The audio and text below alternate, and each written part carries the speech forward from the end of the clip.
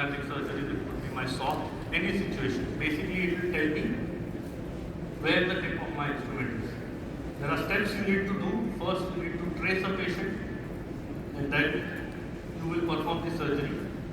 Luckily for you all, one of dynamic navigation companies has a stall here, a little bit behind, but it is there. You all can go see how the machine looks and then realize what the science and the concept is. The concept is very similar. Once I have traced the patient, so here what I am doing is,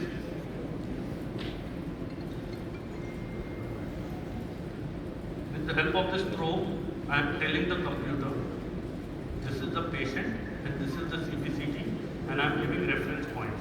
If you have done any virtual planning where you have tried to overlap the STL intraoral scan with the CBCT, we give 3 reference points and the software will overlap the STL and the DICOM.